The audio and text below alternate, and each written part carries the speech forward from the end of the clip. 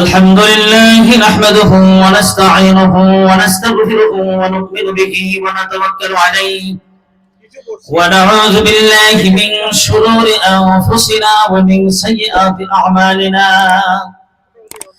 من يهده الله فلا مضل له ومن يضلله فلا هادي له وأشهد أن لا إله إلا الله وحده لا شريك له وأشهد أن محمدا عبده ورسوله الذي أرسل إلى الناس كافة بشيرا ونذيرا وداعيا إلى الله بإذنه وسراجا منيرا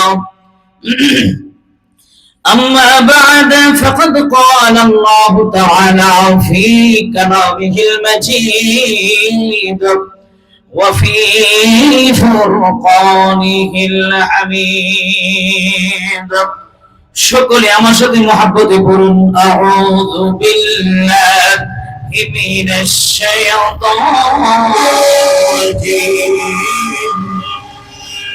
বিসমিল্লাহির রহমানির রহিম والتين والزيتون وطور سينين وهذا البلد الأمين لقد خلقنا الإنسان في أحسن تقويم صدق الله العظيم شكر درود إبراهيم اللهم صل على محمد وعلى آل محمد كما صليت على إبراهيم وعلى آل إبراهيم إنك حميد مجيد اللهم بارك على محمد وعلى آل محمد كما باركت على إبراهيم وعلى آل إبراهيم إنك حميد مجيد بلغ العلا بكماله كشف التدى بجماله حسنت جميع خصاله صلوا عليه وآله নেকবর আলী দারুল উলুম মাদ্রাসা ও বাইতুল জিহাদ নূরানী কর্তৃক আয়োজিত আজকের এই ষষ্ঠ বার্ষিক ওয়াজ মাহফিলের সম্মানিত সভাপতি অত্র মসজিদের সম্মানিত প্রধান উপদেষ্টা জনাব মোহাম্মদ আলী বাবুল উপস্থিত হয়েছেন আজকের আমাদের মাহফিলে হাজার হাজার আলেমের উস্তাদ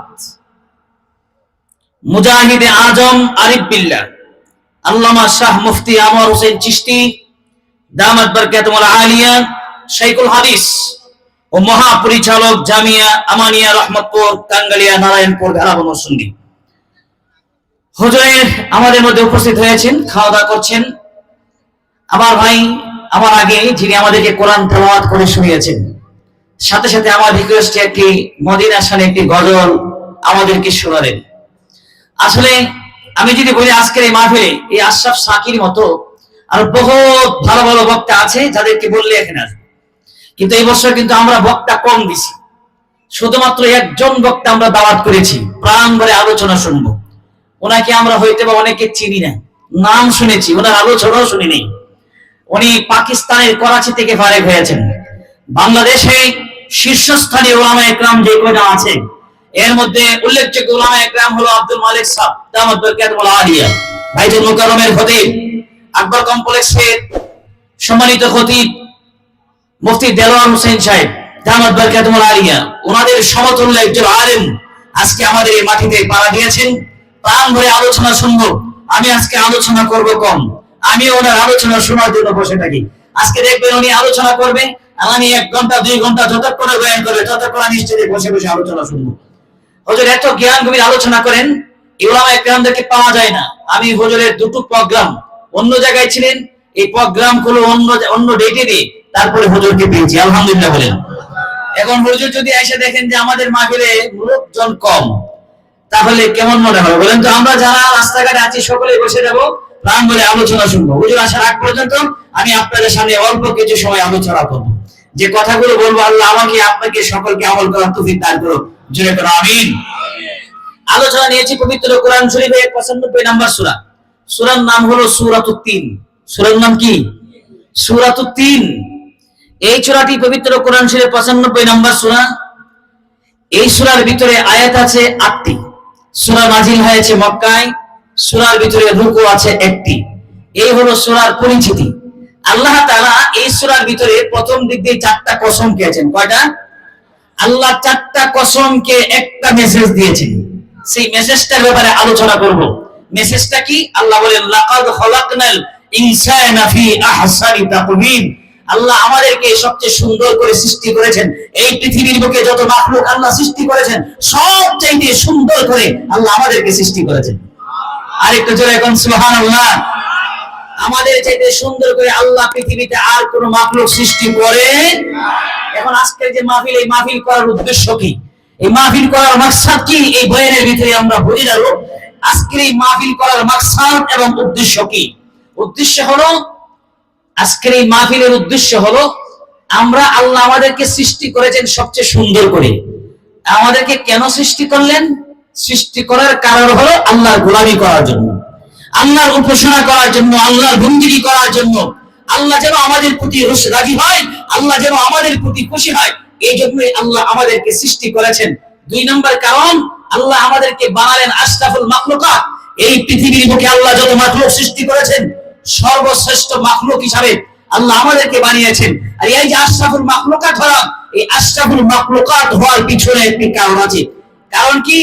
সৎ কাজের আদেশ, অসৎ কাজের নিষেধ। আমরা আজকে সৎ কাজের আদেশ করি, অসৎ কাজের নিষেধ করি না। যদি অসৎ কাজের নিষেধ করি সৎ কাজের সাথে সাথে, তাহলেই আমরা আশরাফুল মাখলুকাত হতে পারবো। জোরে এখন সুবহানাল্লাহ। আর একটু জোরে এখন সুবহানাল্লাহ।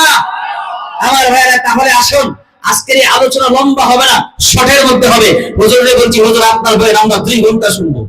2 ঘন্টা বয়ান শুনবো। হুজুর 10টা বাজে ইনশাআল্লাহ স্টেজে উঠবে। খানা কেটেছেন, আমরা শুধু 4টা কসমের নিয়ে আলোচনা করব। একটু মেসেজটা আমরা শুনি। আমার ভাইরা, আল্লাহ কসম খাইলেন 3 ফলের। আচ্ছা বলেন তো দেখি, পৃথিবীতে সবচেয়ে দামি ফল কোন ফল? জোরে কোন। সামনে আসতেছে রমজান মাস। কি মাস? সামনে রমজান মাস আসছে।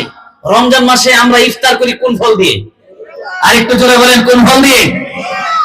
আল্লাহ রাব্বুল আলামিন খেজুরের কসম খান নাই, আল্লাহ রাব্বুল আলামিন আপেলের কসম খান নাই, আল্লাহ রাব্বুল আলামিন কলার কসম খান নাই, আল্লাহ রাব্বুল আলামিন আমাদের চোখের সামনে বহুত ফল আছে, কোন ফলের কসম আল্লাহ খায়নি। কসম আল্লাহ খাইলেন 3 ফলের। তারা তারা বোঝা যায় এই পৃথিবীর বুকে আল্লাহ তাআলা যত ফল সৃষ্টি করেছেন সবচাইতে দামি ফল, ফলের নাম হলো 3 ফল। আর একটু জোরে কোন সুবহানাল্লাহ। ফলের নাম হলো 3 ফল। আল্লাহ রাব্বুল আলামিন 3 ফলের কসম খাইলেন। 2 নাম্বার কসম খাইলেন যাইতুন। তৈলের মধ্যে সবচাইতে দামি তৈল যাইতুন তৈল। সবচাইতে দামি তৈল হলো যাইতুন তৈল। আল্লাহ রাব্বুল আলামিন কেরোসিনের কসম খান নাই, আল্লাহ রাব্বুল আলামিন সয়াবিন তেলের কসম খান নাই, আল্লাহ রাব্বুল আলামিন সরিষার তেলের কসম খান নাই। আমার আল্লাহ কসম খাইলেন যাইতুন তেলের। আল্লাহ যেই জিনিসের কসম খাই জিনিসটা বড় দামি, বড় দামি, বড় দামি। যাইতুন তৈল হলো পৃথিবীর মধ্যে সবচাইতে দামি তৈল। জোরে বলুন সুবহানাল্লাহ। এই তৈলটা আমরা খাবো, এই তৈল আমরা চামড়ার মধ্যে ব্যবহার করব।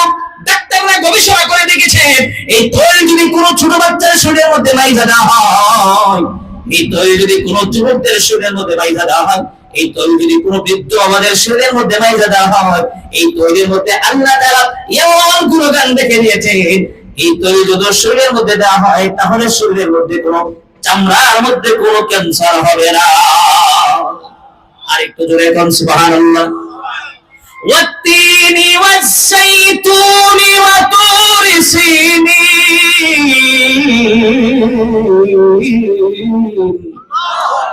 3 নাম্বার কসম খাইলেন আল্লাহ তুর সাইনান, একটা পাহাড়ের কসম খাইলেন। পৃথিবীর মধ্যে সবচেয়ে দামি পাহাড় তুর পাহাড়। পৃথিবীতে বহুত পাহাড় আছেন হিমালয়ের পাহাড় আছে, দার্জিলিং পাহাড় আছে, কোন পাহাড়ের কসম আল্লাহ খায় নাই। আল্লাহ কসম খাইলেন তুর পাহাড়ের। তার মানে হলো এই পৃথিবীর বুকে যত পাহাড় আছে সমস্ত পাহাড়ের মধ্যে তুর পাহাড়টা দামি। আরেকটু জোরে কোন সুবহানাল্লাহ। এই পাহাড় সবচেয়ে দামি পাহাড়। এই পাহাড়টা দামি হলো কেন? বিগত সপ্তাহে আমার মসজিদে আলোচনা করেছি, মেরাজের আলোচনা করেছিলাম। আমার নবীকে আল্লাহ তাআলা আকাশে উঠায় নিলেন, ঊর্ধ্বগমন করাইলেন, আল্লাহর সাথে সাক্ষাৎ করলেন। আর এই জমিনের মধ্যে থেকে একজন নবী আল্লাহর সাথে কথা বলতেন, কথোপকথন করতেন। নবীর নাম হলো মুসা কালিমুল্লাহ। উনি যেই পাহাড়ের মধ্যে গিয়ে কথা বলতেন সেই পাহাড়টার নাম হলো তুর পাহাড়। আরেকটু জোরে কোন সুবহানাল্লাহ। ওয়া তুর সিনিন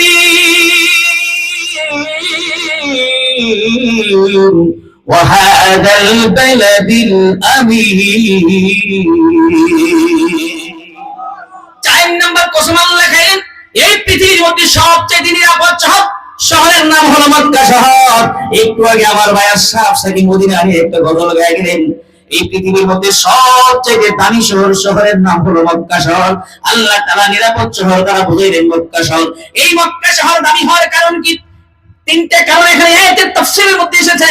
3টা কারণে পাহাড়টা এই শহর দামি হয়েছে। 1 নম্বর কারণ হলো বাইতুল্লাহ। এখানে আল্লাহ তাআলা বাইতুল্লাহ নির্মাণ করেছেন, আল্লাহ বাইতুল্লাহ সৃষ্টি করেছেন।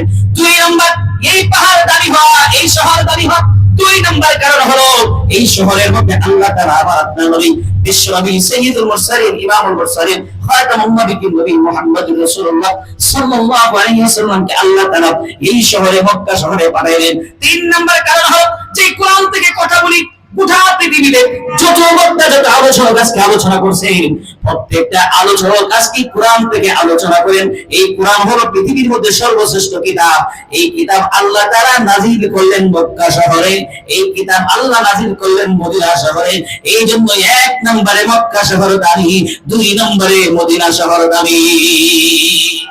আরেকটু জোরে কোন সুবহানাল্লাহ। এবার তাহলে আসুন এই 4টা কসমকে আল্লাহ তাআলা একটা মাত্র মেসেজ দিলেন, লাকাদ খালাকানাল ইনসানা ফি আহসানি তাকওয়িম। আল্লাহ রাব্বুল আলামিন অবশ্যই আমি আল্লাহ এই পৃথিবীর বুকে যত মাখলুক সৃষ্টি করেছি, যত মাখলুক সৃষ্টি করেছি, সমস্ত মাখলুকের মধ্যে আল্লাহ তাআলা মানুষকে সবচেয়ে সুন্দর করে সৃষ্টি করেছেন। জোরে বলুন সুবহানাল্লাহ। তোমার সৃষ্টি মানুষ যদি হয় এত সুন্দর, তোমার সৃষ্টি মানুষ যদি হয় এত সুন্দর, না জানি তাহলে গো আল্লাহ তুমি কত সুন্দর, না জানি তাহলে গো আল্লাহ তুমি কত সুন্দর। তোমার সৃষ্টি আকাশ যদি, তোমার সৃষ্টি জমিন যদি হয় এত সুন্দর, না জানি তাহলে গো আল্লাহ তুমি কত সুন্দর, না জানি তাহলে গো আল্লাহ তুমি কত সুন্দর। জোরে কর মারহাবা। আর একটু জোরে কর মারহাবা। আমাদেরকে সবচেয়ে সুন্দর করে সৃষ্টি করলেন কে? যে আল্লাহ আমাকে সৃষ্টি করলেন, যে আল্লাহ আপনাকে সৃষ্টি করলেন, যে আল্লাহ আপনার বিবিকে সৃষ্টি করলেন, যে আল্লাহ আপনার সন্তানকে সৃষ্টি করলেন, সে আল্লাহ আমাদেরকে সৃষ্টি করার পিছনে একটা লক্ষ্য এবং উদ্দেশ্য আছে কিনা নাই? আর একটু জোরে কোন আছে কিনা নাই?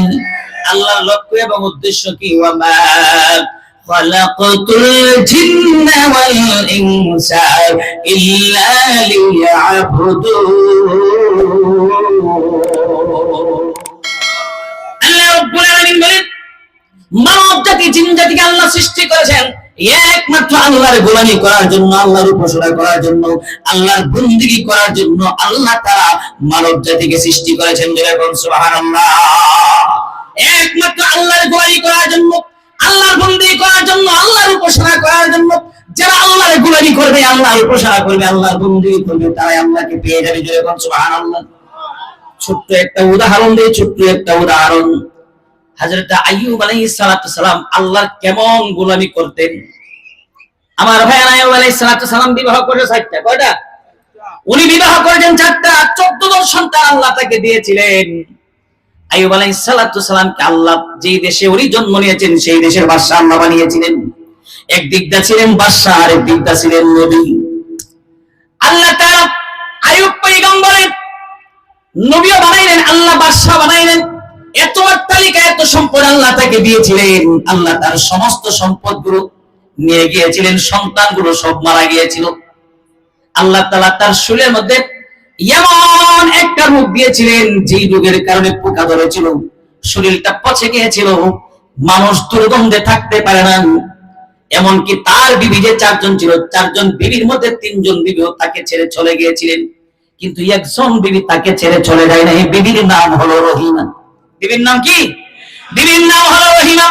এই পৃথিবীর বুকে অনেক বিবি আছে, স্বামীর সুখের সময় আছে কিন্তু দুঃখের সময় নাই। সুখ যখন আছে তখন স্বামীর সাথে আছি, আর দুঃখ যখন থাকবে তখন আর স্বামীকে ভালো লাগে না। বিবি রহিমা আইয়ুব আলাইহিস সালামকে ছেড়ে চলে যায়নি।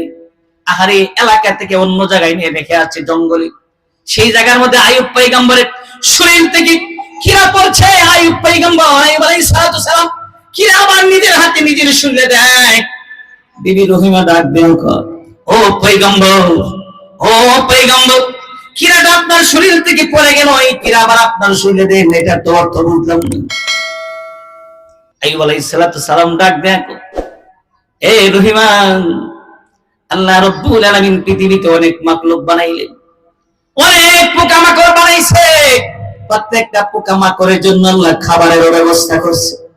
রহিমা রে, আল্লাহ রাব্বুল আলামিন আমার এই শরীরকে আল্লাহ পোকামাকড়ের খাবার বানাইছে। পোকা পড়ে যায়, এই পোকা যদি পড়ে যায়, আর এই পোকা যদি আমি উঠায়া আমার শরীরে না দেয়, আল্লাহর কাঠ গড়াই, যদি এই পোকা আমাকে দাঁড় করাই, তাহলে আমি আল্লাহর কাঠ গড়াই কি জবাব দিব? আরেকটু জোরে এখন সুবহানাল্লাহ। আমার বাইরের শরীরের মধ্যে কিরা ধরেছে, এই অবস্থার ভিতরে সারা শরীরে কিরা ধরে গেল, পচা ধরে গেল, এক পর্যায়ে জিহ্বার মধ্যেও পচা ধরেছে। আইয়ুব আলাইহিস সালাম এবার আল্লাহকে ডাক দিয়ে বলল, সারা শরীরকে তুমি কিরার জন্য খাবার বানাইলা, এই জিহ্বাটা এতক্ষণ তুমি রাখলা, আমার এই জিহ্বার মধ্যে তুমি কিরা দাও নাই, পচা ধরো নাই। আল্লাহ গো, এখন তুমি আমার জিহ্বার মধ্যে পচা ধরিয়ে দিয়েছো, কিরা দিয়েছো, এখন আমি তোমার নামটা জপতে পারি না। আল্লাহ গো, আমার এই জিহ্বাটা তুমি ভালো রাখো, যেন আমি তোমার নামটা জপতে পারি। अल्लाह अल्लाह क्या मुबारक नाम है, अल्लाह अल्लाह मोमिनों का काम है, अल्लाह अल्लाह क्या मुबारक नाम है, अल्लाह अल्लाह नबियों का काम है, अल्लाह अल्लाह क्या मुबारक नाम है, अल्लाह अल्लाह ओलियों का काम है। আইয়ুব আলাইহিস সালাম আল্লাহর কাছে আব্দুল আল্লাহ, সমস্ত অঙ্গ প্রত্যঙ্গ পচে গেল, কোনো আফসোস নাই, তোমার কাছে বলিও না। আল্লাহ গো, জিহ্বা পর্যন্ত কিরা ধরেছে, এখন তোমার নামটা নিতে পারি না। আল্লাহ রাব্বুল আলামিন ডাক দেখো, জিবরাইল, এ জিবরাইল, আমার নবী পরীক্ষার মধ্যে উত্তীর্ণ হয়ে গেছে। এই আল্লাহ পৃথিবীতে যত নবী যত রাসূল পাঠাইছে, অনেক নবী রাসূলকে আমি আল্লাহ পরীক্ষা দিয়েছি। আইয়ুব পয়গম্বরের কাছ থেকে পরীক্ষা নিলাম, তার শরীরের মধ্যে কিরা ধরাইয়া দিলাম। আমি আল্লাহ পরীক্ষার মধ্যে আইয়ুব পয়গম্বর উত্তীর্ণ হয়ে গেছে। এ জিবরাইল, আর এই পয়গম্বরের কষ্ট করতে হবে না। কোন কোন রাতে আসে আইয়ুব আলাইহিস সালামের পায়ের আঘাতে মাটির নিচ থেকে পানি বের হলো। আবার কোন কোন রাতে আসে আইয়ুব পয়গম্বর এই জঙ্গলের মধ্যে ছিলেন, যে জায়গার মধ্যে ছিলেন সেই জায়গার মধ্যে পুকুর ছিল। আল্লাহ ডাক দিলেন, জিবরাইল, আইয়ুব পয়গম্বরকে বলো, আমার পয়গম্বরকে বলো যে পানি বের হয়েছে, পানি যেন পান করে, পানি পান করতে দিতে হবে, আমি আল্লাহ তাকে আবার পূর্বের নেই করে দিব। আরেকটু জোরে এখন সুবহানাল্লাহ। পানি বের হয়ে গেল, পায়ের আঘাতে পানি বের হয়ে গেল, আর সেই পানি আইয়ুব পয়গম্বর পান করলেন। পান করার সঙ্গে সঙ্গে আল্লাহ তার সমস্ত অঙ্গ প্রত্যঙ্গ যেমন ছিল আগের এর চাইতে আরো বেশি ভালো হয়ে গেছে। আর একটু জোরে কোন সুবহানাল্লাহ। আমার ভাইরা, এই ছোট্ট করে ঘটনাটা কেন বললাম? আইয়ুব আলাইহিস সালামের শরীরের মধ্যে জর্জরিত হয়ে গেছে, এরপর আইয়ুব পয়গম্বর আল্লাহকে ভুলে নাই। সমস্ত শরীরের মধ্যে পচা ধরে পড়ছে, এরপর আল্লাহকে ভুলে নাই। কিন্তু আল্লাহ মানটা নিতে পারে না, বিদায় আল্লাহর কাছে আবদার করছে, জোরে বলুন সুবহানাল্লাহ। আল্লাহ তুমি আমার এই জিহ্বাটাকে আল্লাহ তুমি হেফাজত করো, জোরে বলুন আমিন। আমরা গোলামি করব কার? আর একটু জোরে বলুন কার? একমাত্র আল্লাহর গোলামি করব, আল্লাহর উপাসনা করব, তাহলে সব সমস্যার সমাধান করে দিবে কে? আর একটু জোরে বলুন কে? আমরা দিনে হোক রাত্রে হোক যখনই সুযোগ পাই একমাত্র আল্লাহর গোলামি করব। আল্লাহ বলে, বান্দা আমি চারটা কসমকে বলতেছি, লাকাদ খালাকানাল ইনসানা ফি আহসানি তাকওয়িম। আল্লাহ বলে, বান্দা মানুষ আমি চারটা কসমকে বলছি, আমি আল্লাহ তোমাদেরকে সবচেয়ে সুন্দর করে সৃষ্টি করেছি, যেরকম সুবহানাল্লাহ। কেন করলাম? তোমরা আল্লাহর গোলামি করবে। গোলামি শুধুমাত্র মসজিদের মধ্যে আসলে আল্লাহর গোলামি, ঘরের মধ্যে গিয়ে আল্লাহর গোলামি নাই, ব্যবসার মধ্যে গিয়ে আল্লাহর গোলামি নাই, চাকরির মধ্যে গিয়ে আল্লাহর গোলামি নাই, রাস্তাঘাটে আল্লাহর গোলামি নাই। শুধুমাত্র গোলামি করবো আল্লাহর ঘরের মধ্যে আইসা? না না না, ঘরের মধ্যে আল্লাহর গোলামি চলবে, রাস্তাঘাটে আল্লাহর গোলামি চলবে। একমাত্র কেবলমাত্র মাথা যদি নত করতে হয় আল্লাহর কাছে করবো, আর কাহার কাছে মাথা নত করবো না। জোরে বলুন ঠিক কিনা? মাথা নত করবো কার কাছে? আর একটু জোরে বলুন কার কাছে? একমাত্র আল্লাহর গোলামি চলবে, আর কাহার গোলামি চলবে? খলিফাতুল মুসলিমিন হযরত ওমর রাদিয়াল্লাহু তাআলা আনহু খেলাফতের আসনে অর্ধ পৃথিবীর বাদশা। গোলামি চলবে কার? আর একটু জোরে বলেন কার? আহারে, আমরা একটা ছোট্ট রাষ্ট্র বাংলাদেশ, এই দেশেরও প্রধান আছে, প্রধান উপদেষ্টা আছে, ভারতেরও প্রধানমন্ত্রী আছে, আছে কিনা নাই? এক একজন এক একটা রাষ্ট্রের প্রধানমন্ত্রী প্রেসিডেন্ট হয়। আমাদের দেশের বর্তমান প্রধান হলো প্রধান উপদেষ্টা ডক্টর ইউনূস। খলিফাতুল মুসলিমিন হযরত ওমর রাদিয়াল্লাহু তাআলা উনি শুধুমাত্র বাংলাদেশের মতো একটা রাষ্ট্র, ভারতের মতো একটা রাষ্ট্রের প্রধান ছিল না, উনি ছিলেন অর্ধ পৃথিবীর বাদশা। অর্ধ পৃথিবীর বাদশা খলিফাতুল মুসলিমিন হযরত ওমর রাদিয়াল্লাহু তাআলা উনি যখন খেলাফতের আসনে ছিলেন, উনি যখন খেলাফতের আসনে বসলেন, উনি তাকায় দেখেন পৃথিবীর মধ্যে সবচেয়ে সুপার পাওয়ার রাষ্ট্র হলো ইতালি এবং ফ্রান্স। বর্তমান পৃথিবীর সুপার পাওয়ার রাষ্ট্র হলো আমেরিকা এবং রাশিয়া, চীন, ভারত। এগুলো হলো পৃথিবীর সুপার পাওয়ার রাষ্ট্র। এর কতটুকু ক্ষমতা এক দেশ থেকে আরেক দেশ আইসা সরকার প্রধানকে উঠায় নিয়ে যায়, জোরে কোন ঠিক কিনা? আরেকটা জোরে কোন ঠিক কিনা? গত 2 থেকে 2 দিন আগের ঘটনা, 2 দিন আগের ঘটনা, সরকার প্রধানকে উঠায় নিয়ে গেল। কত বড় ক্ষমতা হইলে এক দেশ থেকে আরেক দেশ আইসা সরকার প্রধানকে উঠিয়ে নেয়। এদের তাবেদারি করবা, এদের গোলামি করবা, তোমার দেশটা ভালো থাকবে। এদের তাবেদারি করবা না, এদের গোলামি করবা না, তোমার দেশটাকে অশান্ত করে ফেলবে। এরা এই দেশে শান্তি দিয়ে থাকতে দিবে না, জোরে কোন ঠিক কিনা? সেম যদি বলি আমেরিকা, রাশিয়া, চীন, ভারত, বর্তমান জমানায় আমার এই দেশ থেকে যদি বলি এই দেশে অশান্তি সৃষ্টি করছে কে, তাহলে আমরা 1 নম্বরে ধরে নিব আমাদের পার্শ্ববর্তী রাষ্ট্র ভারত আমার এই দেশটাকে অশান্ত করছে, জোরে কোন ঠিক কিনা? আর একটু জোরে কোন ঠিক কিনা? আমার এই দেশকে যদি অশান্ত করে থাকে কোন দেশ, তাহলে 1 নম্বরে থাকবে ভারতের নাম, জোরে কোন ঠিক কিনা? আমার দেশে হাদি মারা যায়, আর এই হাদির খুনি লাগে ভারতে আশ্রয় নেই, জোরে কোন ঠিক কিনা?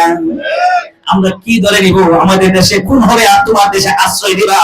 এটা আগের বাংলাদেশ নয়, এটা নতুন বাংলাদেশ। এই দেশের বাংলাদেশের মানুষ এখন ভারতের দালালি করবে না, এখন ভারতের দালালি করবে না। যারা এই দেশে ভারতের দালালি করবে, এরা এই দেশ থেকে ভারতে চলে যেতে হবে, জোরে কোন ঠিক কিনা? আর একটু জোরে কোন ঠিক কিনা? একমাত্র দালালি হবে, একমাত্র গোলামি হবে কার? আর একটু জোরে বলুন কার? একমাত্র গোলামি হবে আল্লাহ। আল্লাহর গোলামি ছাড়া এই বাংলার মাটিতে আর কারো গোলামি হবে না। যারা ভারতের গোলামি করে এই দেশের ক্ষমতায় যেতে চায়, তারা আগামী দিনে লাল কার্ড দেবে, লাল কার্ড, জোরে কোন ঠিক কিনা? আগামী দিনে তারা লাল কার্ড দেবে। লাল কার্ড মানে কি? লাল কার্ডের মানে হলো তুমি আউট, তুমি আর খেলার মাঠে থাকতে পারবে না, জোরে কোন ঠিক কিনা? আর একটু জোরে কোন ঠিক কিনা?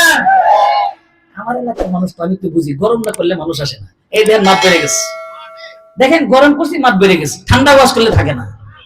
একটু ভিতরে বসা যাবে কি? এই যারা এসেছেন ভিতরে বসা যাবে? হ্যাঁ আমার মুসল্লিন একটু বসেন না, আপনারা মাহফিলটা একটু সুন্দর করেন।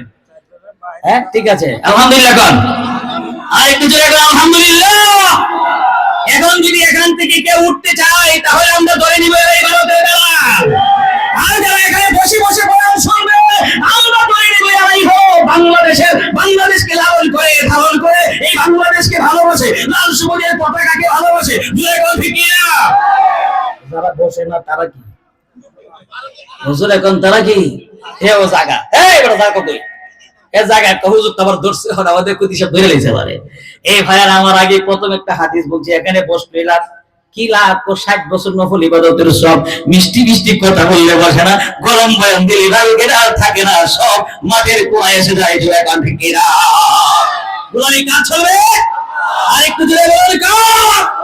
আল্লাহ আমাদেরকে বানিয়েছে আল্লাহর গোলামি করার জন্য, আর কারো গোলামি করার জন্য আল্লাহ ভাই। সুতরাং এই দেশে যদি থাকতে হয়, এই দেশে যদি বসবাস করতে হয়, আগামী দিনে আমরা এই দেশের গোলামি করবো। এই দেশ কিভাবে স্বাবলম্বী হবে, এই দেশ কিভাবে সুন্দর হবে, এই দেশের মানুষ কিভাবে স্বাবলম্বী, কিভাবে অর্থনীতি কিভাবে উন্নতি হবে, এই দেশ কিভাবে শান্তিতে থাকবে, আমরা এই দেশকে ভালোবাসি। কিন্তু এই দেশে যারা অশান্তি সৃষ্টি করতে চায়, এই দেশ এরা তাদের জন্য নয়। যারা কান ঠিক কিনা? কি অশান্তি করছে। আমি তো বর্তমান প্রেক্ষাপট আলোচনা করি, মাঝে মাঝে কোনো মাহফিলে গেলে হুজুর আপনি তো গরম বয়ান করেন, গরম বয়ান না করে একটু ঠান্ডা ঠান্ডা বয়ান করবেন যাতে বেশি গরম না হয়। এখন বুঝে থাকলে বলেন, এই তো গতকাল একটা ছেলেকে মেরে ফেলেছে, একটা দলের একটা ছেলেকে মেরে ফেলেছে, ডাকাতে গুলি করে হত্যা করেছে। কি নাম? আজিজুর রহমান মুসাব্বির। হ্যাঁ, মুসাব্বিরকে হত্যা করেছে গতকালকে। আপনারা দেখেন নাই পত্রিকায় দেখেছেন, ইন্টারনেটে সব জায়গায় জায়গায় দেখেছেন। মুসাব্বিরকে কে হত্যা করলো?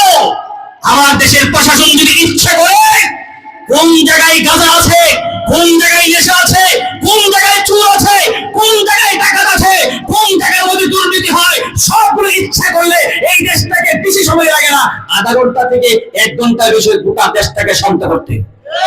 জোরে গান ঠিক কিনা? এটা আমাদের দেশ শান্ত হয় না কেন? আমাদের চোখের সামনে সকলের সামনে গুলি করে চলে যায় খুনি, ভারত থেকে আসছে না, আবার তারা লাইভ দিয়ে আমি ভারতে আছি, তোমরা আমার কিছুই করতে পারবে না। জোরে গান ঠিক কিনা? আর একটু জোরে গান ঠিক কিনা? এই জন্য যারা যে দেশ আমাদের সবচেয়ে বড় শত্রু, আচ্ছা বলেন তো কি এই ভারতের লোক যারা হিন্দু আছে এরা গোলামি করে কার? হ্যাঁ, কে আল্লাহর গোলামি করে বলে? কেটা করে আল্লাহর গোলামি করে? এখানে যে হিন্দুরা আছে এরা গোলামি করে কার? এরা মোদির গোলামি করে। কেউ বলতেছে মোদির গোলামি করে, এরা তো গোলামি করে মূর্তি খোদা। জোরে কথা ঠিক কিনা? মাটি দিয়ে মানুষ বানাই, সেই মানুষের গোলামি করে। আর আমরা মুসলমান মাটি দিয়ে মানুষ বানাই গোলামি করি না, আমরা এক আল্লাহর গোলামি করি। জোরে কথা ঠিক কিনা? আমরা এক আল্লাহর গোলামি করে কারো গোলামি করি না। সুতরাং এই দেশে থাকতে হলে বাংলাদেশের মানুষকে ভালোবেসে থাকতে হবে। আরে ছোট্ট একটা সামান্য একটা জিনিস দেখেন, সামান্য একটা জিনিস আমি আগেই বলছি, বর্তমান আলোচনা করে আনি, সামান্য একটা জিনিস। মুস্তাফিজুর রহমান করে একটা ক্রিকেটের খেলোয়াড় আছে আমাদের বাংলাদেশে, আছে কিনা নাই? মুস্তাফিজুর রহমান করে একটা ছেলে আছে ক্রিকেটে। এই ছেলেটাকে কলকাতা তারা 9 কোটি কত রুপি টাকা দিয়ে কিনে নিল। আরে বাবা রে, এদিকে আগে আছে দেখা, আবার এর খুব ভালো খবর রাখে, 9 কোটি 20 লক্ষ টাকা দিয়ে তাকে কিনে নিয়েছে। বাংলাদেশের টাকায় তাই 12 কোটির মতো হয়। এই টাকা দিয়ে নিছে, এখন হিন্দুদের জ্বালা উঠছে, হিন্দুদের জ্বালা উঠেছে। ভারতের কলকাতায় কেন মুস্তাফিজকে নিল? মুস্তাফিজে খেলতে দিবে না। এইটা নিয়ে পুরো বাংলাদেশের মধ্যে ইন্টারনেটে ঢুকলে ইউটিউবে ঢুকলে শুধু মুস্তাফিজ আর মুস্তাফিজ। জোরে কথা ঠিক কিনা? আর একটু জোরে কথা ঠিক কিনা? কিন্তু এখন যে সরকার, এখন যে প্রধান উপদেষ্টা বলেন আর যারা আছে, একা কিন্তু আগের মতো গোলামি করে না। এরা তো ঠিক আছে, তোমরা আমাদের কি করে কি নিষেধ করেছো? বিশ্বকবি খেলতাম না, ভারতেই যাইতাম না। জোরে কথা ঠিক কিনা? ভারতেই যাবো না, ভারতেই খেলাধুলা করবো না, আমরা আমাদের দেশে খেলবো। সবার আগে হলো দেশ, সবার আগে হলো আমার দেশের সম্মান, এরপরে গিয়ে খেলা। জোরে কথা ঠিক কিনা? এই দেশের ভালোবাসা অন্তরে লালন করতে হবে। এই দেশের ভালোবাসা আগে, এরপরে অন্য কিছু। জোরে কথা ঠিক কিনা? আমার ভাইয়েরা গোলামি হবে কার? আর একটু জোরে বলুন কার? لقد خلقنا الإنسان في أحسن تقويم। আল্লাহ বলে, মানুষ আমি আল্লাহ তোমাকে সবচেয়ে সুন্দর করে সৃষ্টি করেছি। এই পৃথিবীতে যা সৃষ্টি করলাম সবচেয়ে বেশি সুন্দর করে তোমাকে সৃষ্টি করেছি। কেন আমি আল্লাহ তোমাকে সুন্দর করে সৃষ্টি করলাম? এটার একটা রহস্য আছে। রহস্য হলো একমাত্র কেবলমাত্র আল্লাহর গোলামি করার জন্যই আমি আল্লাহ তোমাকে এত সুন্দর করে বানাইছি। জোরে বল সুবহানাল্লাহ। আমার কাছে একটা আনন্দ লাগতেছে, আমার মাঠটা ভরপুর হয়েছে। আলহামদুলিল্লাহ কোন না? আরেকটা জোরে এখন আলহামদুলিল্লাহ। মাঠ যদি না বলে মাহফিলের মধ্যে, তাহলে তো ভালো লাগে না। কি বলেন? একটা মাঠ বানাইলাম, কিন্তু মাঠ যদি না বলে তাহলে তো কমিটির মনে কষ্ট, খতিব সাহেবের মনে কষ্ট, যারা আসে তাদেরও কষ্ট। আজকে একটা কথা বলি আপনাদেরকে, আমরা যখন গত শুক্রবারে মিটিং করি মসজিদে জুমার পরে, তা আমাদের আগে সাবেক সেক্রেটারি আমির সাহেব উনি একটা প্রস্তাব বলছে যে হুজুর এই বছর আমরা একটা পরামর্শ হলো কোনো বিরিয়ানির আয়োজন করতাম না। এবার দেখবো খতিব সাহেবের বয়ান মানুষ শুনতে আসে বিরিয়ানি ছাড়া নাকি বিরিয়ানি লিয়া, দেখবো একটু। আলহামদুলিল্লাহ এই বছর আপনার বিরিয়ানির ব্যবস্থা করা হয়েছে না, কিন্তু মানুষ কম হয়েছে না বেশি হয়েছে? আর একটু যদি এখন কম হয়েছে না বেশি হয়েছে? আমার এই বাইতুল জিহাদ কোরআনী মসজিদ মধ্য আরিফপুরের মানুষ এখন আর বিরিয়ানির পাগল না, এরা কোরআনের পাগল। জুড়ে এখন ঠিক না? একটু জোরে এখন ঠিক না? যদি কেউ এখান থেকে ওঠে তাহলে বুঝু বিরিয়ানির পাগল। জোরে এখন ঠিক না? এই ধ্যান থেকে কেডা উঠে যে উঠবে ধরে বুঝু বিরিয়ানির পাগল। যদি জানি না আমাদের যে বিরিয়ানি তো নাই জায়গা। জোরে এখন ঠিক না? তাহলে আমরা থাকবো ইনশাআল্লাহ। বিরিয়ানির জন্য আসি নাই, আমরা এসেছি বড় একজন বুজুর্গ, আল্লাহ ওয়ালা, হাজার হাজার লক্ষ লক্ষ আলেম যার দ্বারা তৈরি হয়েছে, এমন একজন আল্লাহ ওয়ালার কথা শুনবো। বয়ান যখন শুনবে তখন বলবেন হুজুর আরো আধা ঘন্টা আগে দেওয়ার দরকার ছিল। হুজুর যদি বয়ান উঠায় 2 ঘন্টা 3 ঘন্টা চলে যায়, যদি আপনারা বৈশা থাকে হুজুর শুধু বয়ান করতে থাকে। আলহামদুলিল্লাহ। আরেকটা কথা বলি আপনাদেরকে, আমি বয়ান শিখছি চিশতি সাহেবের কাছ থেকে। সুবহানাল্লাহ কোন রে? আমি যখন ছোটবেলা বয়ান করি তখন হুজুর একদিন আমার বয়ান শুনছে, আমি তাফসীর করতেছি। তো হুজুর দেখলো ছেলেটা তো সুন্দর বয়ান করে, এরপর থেকে হুজুরের কাছে যত প্রোগ্রাম আসে সব প্রোগ্রামে হুজুর কো নুরি সাহেব হুজুর যাইতে না তো আমারে ভাড়ায় দেয়। আলহামদুলিল্লাহ পেতেন না? আল্লাহু আকবার। এমন একজন বড় বুজুর্গ আমরা পাইছি, ওনার কথা আমরা শুনবো। আমার ভাইয়া আমরা গোলামি করবো কার? আমরা মূল জায়গা থেকে যাব না, গোড়ার আগে ঠিক রাখি। লাকাদ খালাকানাল ইনসানা ফি আহসানি তাকবীর। আমি আল্লাহ তোমাকে বানাইলাম এত সুন্দর করে, বানানোর কারণ হলো আমার গোলামি করবা। ঘরে যদি থাকো আযান দিছে নামাজ পড়বা কার? নামাজ পড়বা কার জন্য? ঘরের মধ্যে থাইকা নামাজ পড়বা আল্লাহর জন্য। রাস্তাঘাটে দেখবা আযান দিয়া দিছে, তখন তুমি সঙ্গে সঙ্গে নামাজে দাঁড়ায় যাইবা। যদি তুমি নামাজে দাঁড়ায় যাও তাহলে বোঝা গেল তুমি আল্লাহর গোলামি করছো। ঘরে থাইকা শীতের মধ্যে, কোন শীতের মধ্যে মসজিদে আসতে পারো না, কিন্তু আযান দিয়েছে কানের মধ্যে গিয়েছে। যদি ওরা আসতে পারো কিন্তু মসজিদের মধ্যে আসো না, ঘরের মধ্যে একটা যাই নামাজ আছে, যাই নামাজে দাঁড়াইয়া তুমি নামাজ পড়া শুরু করে দিলা। এর দ্বারা বোঝা গেল তোমার দিলের মধ্যে আল্লাহর গোলামি আছে কিনা। আল্লাহ আমাদেরকে বুঝদান করে জয় করেন। আল্লাহ তোমার আমি বানাইলাম সৎ কাজের আদেশ, অসৎ কাজের নিষেধ দেওয়ার জন্য। জয় করেন সুবহানাল্লাহ। আল্লাহ আমাদেরকে আশরাফুল মাখলুকাত বানাইলেন। বানানোর কারণ কি? আল্লাহ কো বানাইছে কারণ আছে, সৎ কাজের আদেশ, অসৎ কাজের নিষেধ দেওয়ার জন্য। জয় করেন সুবহানাল্লাহ। আর কোন মাখলুক আল্লাহ সৎ কাজের আদেশ অসৎ কাজের নিষেধ দেওয়ার জন্য বানাই নাই। একমাত্র মানুষকে আল্লাহ বানাইলেন সৎ কাজের আদেশ অসৎ কাজের নিষেধ দেওয়ার জন্য। আমরা যারা সৎ কাজের আদেশ করব, অসৎ কাজের নিষেধ করব, তারাই হলো আশরাফুল মাখলুকাত। আর যারা সৎ কাজের আদেশ করতে পারবো না, অসৎ কাজের নিষেধ করতে পারবো না, তারা আশরাফুল মাখলুকাত হতে পারবে না। এখন ঠিক না? তাহলে যেমন ভাবে নামাজের কথা বলতে হবে, রোজার কথা বলতে হবে, হজের কথা বলতে হবে, যাকাতের কথা বলতে হবে। এমন ভাবে সমাজের মধ্যে যদি খারাপই হয়, কেউ যদি নিশার সাথে জড়িত থাকে, কেউ যদি মদের সাথে জড়িত থাকে, কেউ যদি সুদের সাথে জড়িত থাকে, যত অপরাধ সমাজের মধ্যে থাকবে সমস্ত অপরাধের কথা যারা বাড়া দিবে এরাই হলো আশরাফুল মাখলুকাত। জোরে এখন ঠিক না? এখন আমি মিম্বারের মধ্যে জুমার নামাজের দিন মিম্বারে বয়ান করি, এই আমার এই সমাজের মধ্যে নেশা খাওয়া যাবে না, আমাদের এই সমাজের মধ্যে গাঞ্জা থাকা যাবে না, আমার এই সমাজের মধ্যে সুদ খাওয়া যাবে না, আমার এই সমাজের মধ্যে যারা ঘুষখোর এরা থাকতে পারবে না। এমন কিছু ঘুষখোর সমাজে আসে কিনা? নাই। আমার সমাজে আছে কিনা জানি না। অনেক সমাজের মধ্যে ঘুষখোর আছে যারা টাকার বিনিময়ে বিচার করে। যারা গান ঠিক কিনা? টাকার বিনিময়ে বিচার করে বহুত ঘুষখোর আছে। আগামী দিনে ঘুষখোর বুঝবা, লাল কার্ড দেখানো হবে, লাল কার্ড। যারা ঘুষখোর এদেরকে লাল কার্ড দেখা হবে আগামী দিনে। আগামী দিনে বাংলাদেশে জুড়ে কোন ঠিক না? যারা কোরআনের পক্ষে আছে আমরা তাদের সাথে আছি, যারা কোরআনের পক্ষে নাই আমরা তাদের সাথে নাই। কথা ক্লিয়ার, কথা স্পষ্ট। জোরে এখন ঠিক কিনা? তাইলে আপনি যে শ্রেষ্ঠ মাকলুক হয়েছেন কি কারণে? সৎ কাজের আদেশ, অসৎ কাজের নিষেধের কারণে, অসৎ কাজের নিষেধ করার কারণে। এখন আমি শুধু নামাজে আসো, নামাজে আসো, দেখবেন সৎ কাজের আদেশ দেনওয়ালা লোক আছে, এদের মধ্যে একটা দল আছে, এই দলটার নাম হলো দাওয়াত ও তাবলীগ। দাওয়াত ও তাবলীগ, এরা দেখবেন যে যেখানে আপনার এই মদ গাঞ্জা আছে এই জায়গার মধ্যে গিয়ে বাধা দিবে না, কিন্তু একটা মানুষ কেমনে নামাজি হয়, একটা মানুষ কেমনে নামাজে আসবে, মানুষটা কেমনে আল্লাহ রাস্তায় যেতে পারে, এক চিল্লার জন্য বের হতে পারে, এই দিকটা দাওয়াত এরা টিকে দেয়। জোরে কোন ঠিক কিনা? এই জন্য ইসলামের দিকে ইসলামিক বহুত দল আছে, যেমন একটা আছে দাওয়াত ও তাবলীগ, আর একটা আছে এই ময়দান। সুবহানাল্লাহ কোন? আরেকটু জোরে কোন সুবহানাল্লাহ। এই ময়দানটাকে আমাদের রাহবার যারা, আমাদের আকাবির যারা ছিলেন, এই ময়দানকে তারা আবাদ করে গিয়েছেন, এরা অনেক কষ্টের বিনিময়ে ময়দানকে আবাদ করে গেছেন। কিন্তু দুঃখজনক হলেও সত্য, আজকে অনেক বক্তা হয়ে যায়, লেখাপড়া কিছু করছে না, মুয়াজ্জিন হয়ে বক্তা হওয়া যায়, মুয়াজ্জিন হইয়াও বক্তা হওয়া যায়। এরপরে দেখবেন অনেক বক্তা আছে এরকম কমেডিয়ান বক্তা, বুঝেননি এগুলা কি? গান বাজনা করে মাহফিলের মধ্যে কোরআন হাদিসের কথা নাই, শুধু গান গাবে, গান গাবে মানুষকে মজা দিবে, এমন কিছু বক্তা আছে কিনা নেই? অথচ আমাদের আকাবির যারা ছিলেন এরা তো এই ময়দানকে আবাদ করে গেছে গানের জন্য নয়, গান যদি গাইতে হয় সাংস্কৃতিক সন্ধ্যা করো, সাংস্কৃতিক অনুষ্ঠান করো, সেখানে গান গাইবা, অসুবিধা নাই। কিন্তু এই ময়দান হলো কোরআনের ময়দান, এখানে মানুষকে সৎ কাজের আদেশও করবে, অসৎ কাজের নিষেধও করবে। জোরে কোন ঠিক কিনা? আমি যদি অসৎ কাজের নিষেধ না করি, তাহলে আল্লাহর কাজ করে এই মিম্বারের জন্য আমাকে জবাবদিহি করতে হবে কি হবে না? আর একটু জোরে কোন হবে কি হবে না? আমাকে এই কথাগুলো শুনে এখানে আমার এই মহল্লার মধ্যে যদি আমার পিছনে নামাজ পড়ে 1 থেকে 1,500 লোক, 1,500 লোকের মধ্যে প্রায় 1480 জন 90 জন লোক আমার পক্ষে কথা বলবে যে হুজুর সৎ কাজের কথা বলে অসৎ কাজের নিষেধ করে।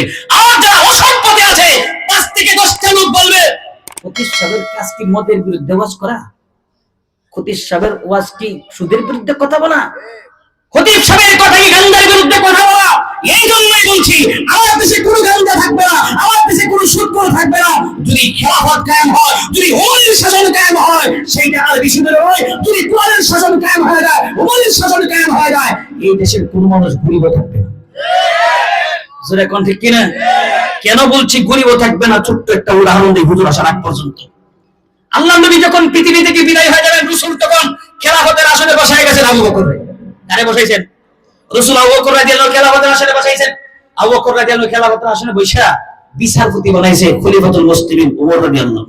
উনি তো তখন খলিফাতুল মুসলিমিন না, খলিফাতুল মুসলিমিন আবু বকর। আবু বকর হলো খলিফাতুল মুসলিমিন, কিন্তু প্রধান বিচারপতি বানাইলেন ওমরকে। আরে ভাই গভীর মনোযোগ কথা শুনেন, কারে বানাইছে? প্রধান বিচারপতি বানালো ওমর রাদিয়াল্লাহু কে। ওমর রাদিয়াল্লাহু 1 বছর অতিক্রম হয়ে গেল। কত বছর? 1 বছর অতিক্রম হয়ে গেল। ওমর রাদিয়াল্লাহু কে খলিফাতুল মুসলিমিন। এই দেশে তো প্রধান বিচারপতির দরকার নাই। কেরে প্রধান বিচারপতির দরকার নাই? কেরে দরকার নাই? আমারে বানালেন প্রধান বিচারপতি, একটা বিচার আমাদের গেছে না। সুবহানাল্লাহ কোন রে? আরে কাজটা কোন সুবহানাল্লাহ। একটা বিচার আমার কাছে দেয় নাই। যেই দেশের মধ্যে কোনো বিচার আসার লাগে না, যেই দেশের মধ্যে কোনো মানুষ অভিযোগ করে না, বিচার দেয় না, সুতরাং সেই দেশের মধ্যে কোনো বিচারকের দরকার নাই। খলিফাতুল মুসলিমিন আবু বকর রাদিয়াল্লাহু ডাক দেয়া কও, এই যে বিচারক লাগে নাই, কেন লাগে না এটা জানেন নি? তোমরা দেন আমি এটা কেমনে জানবো? আমার প্রধান বিচারপতি বানাইছে, আমি কেমনে জানবো? তাহলে শুনেন কেন লাগে না। না লাগার কারণ হলো এই দেশের প্রত্যেকটা মানুষ একটা মানুষ আরেকটা মানুষকে ভালোবাসে। সুবহানাল্লাহ। একটা মানুষ আরেকটা মানুষকে ভালোবাসে, একটা মানুষ তার বিপদে আপদে তার কাজে লাগে। সুতরাং এই মানুষ আবার আরেক মানুষের ব্যাপারে অভিযোগ করবে কেমনে? সুবহানাল্লাহ। প্রভু দেখতে চাই সোনার বাংলাদেশ। উমর থাকবে বিচার বগিয়া, ওমর থাকবে খেলাফতের আসনে। এমন রাষ্ট্রপ্রধান দেখতে চাই, এমন বিচারক দেখতে চাই যে রাষ্ট্রপ্রধানের এখানে বিচারপতির কাছে কোনো বিচার যাবে না, আর এই দেশের মানুষ কেউ কারো ব্যাপারে অভিযোগ করবে না। এমন একটা রাষ্ট্র আমরা দেখতে চাই কি চাই না? আর একটু জোরে কম দেখতে চাই কি চাই না?